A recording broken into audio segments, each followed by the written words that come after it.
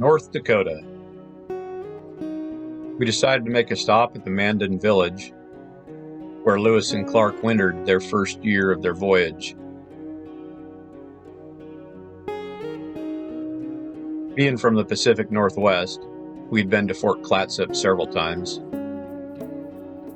and then stopping at Pompey's Pillar and seeing Williams Clark's signature on the rock just seemed very fitting to stop at the Mandan village.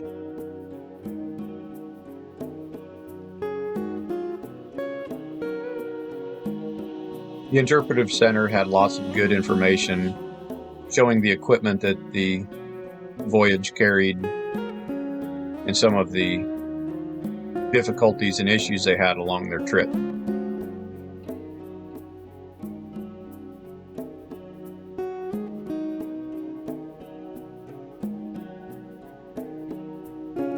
I don't know why it intrigues me so much, but that's an air rifle that the Corps of Discovery carried with them along the trip.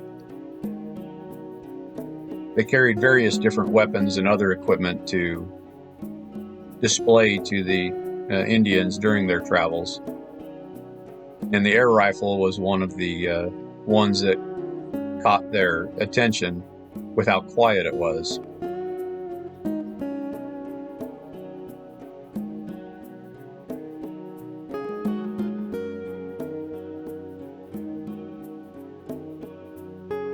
It is kind of amazing how much equipment the Corps of Discoveries actually carried with them. Some of it was just trade items that they could trade and barter with, but supplies. They basically carried an entire blacksmith shop with them for making repairs or making things that they need for the trip.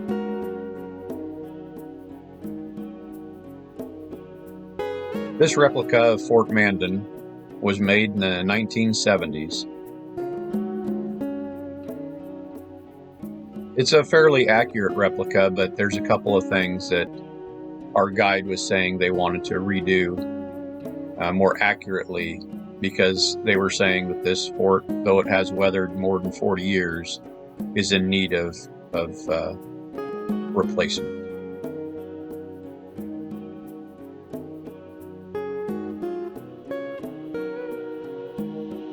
It is interesting, too, that the similarities of the forts, even though they were shaped slightly different, were quite intriguing.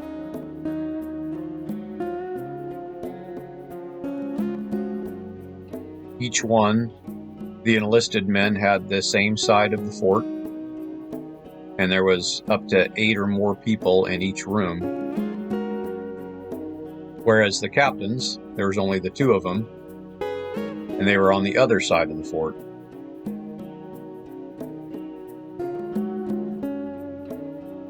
And this big bored weapon is a blunderbuss.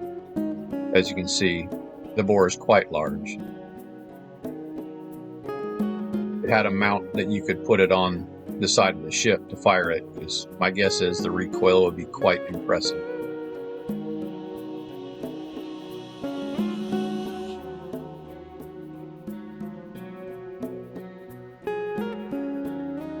We enjoyed our time at the fort. It was a lot of fun.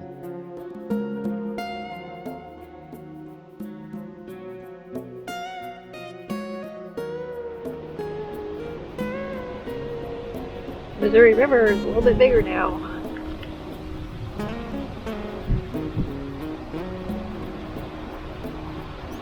It's from Fort Mandan site, Lewis and Clark Interpretive Center.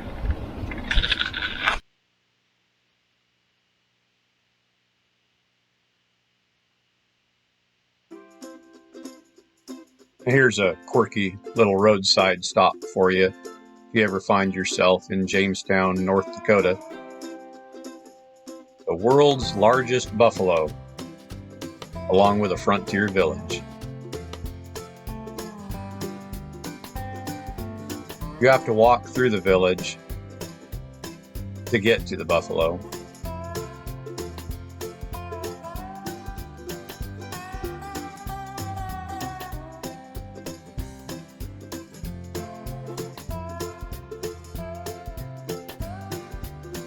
Most of these, if not all of these buildings, had been moved here from other locations from around the surrounding area.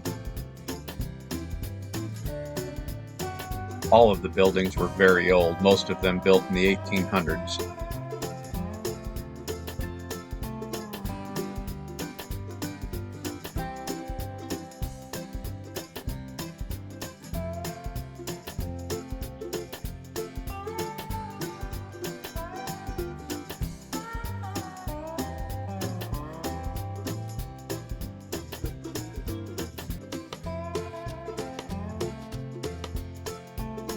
It was a quirky little village that had some interesting things to look at.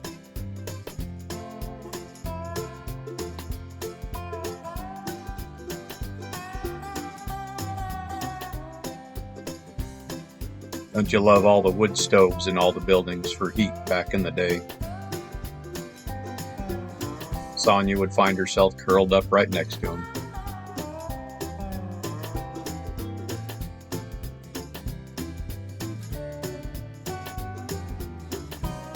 They didn't really have much information on the jail or where the jail cells came from, but a good idea of what it was like back in the 1800s.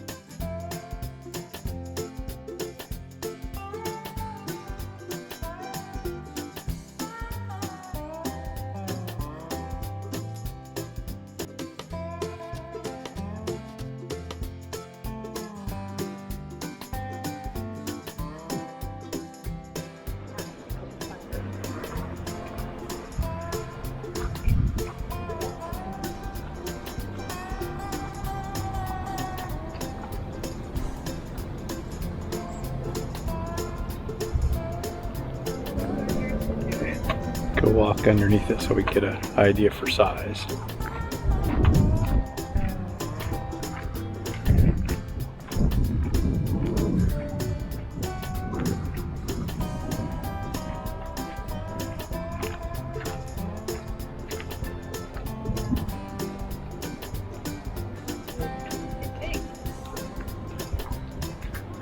Go in between its front legs there.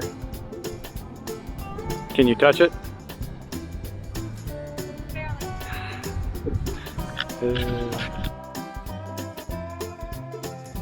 Buffalo was truly big. It's interesting and quirky.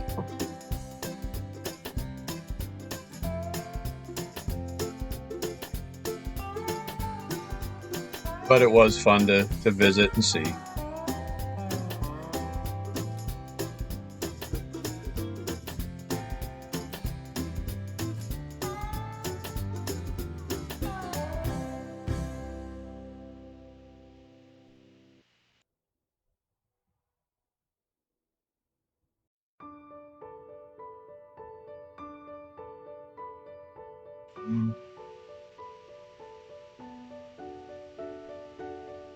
So the cornfields that we're now driving by on the passenger side would have belonged to my great Uncle Peter.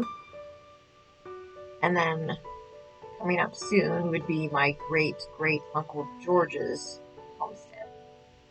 We don't know exactly where the dividing line would be. It was halfway.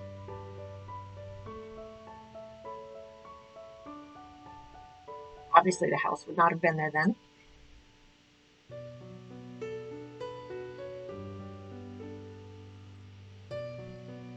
The tree line that you can see in the distance that we're coming up to is the road that divided them, and on the south side would be my great grandfather's homestead, Jacob.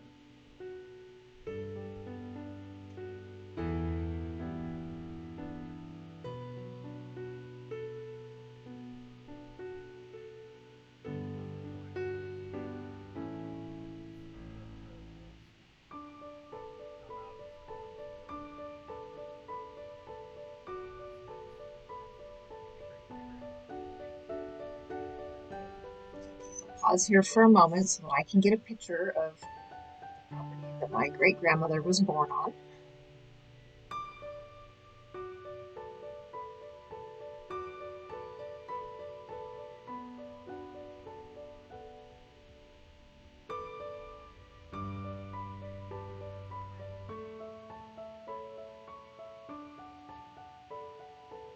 And then we're in the town of Kaylor.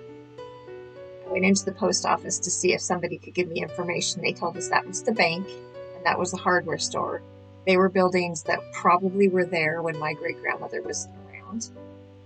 And this church was built by Germans from Russia, which that family was. It had been north of town. It's been moved several times. But it is possible this might have been something my great-great-grandfather helped to build.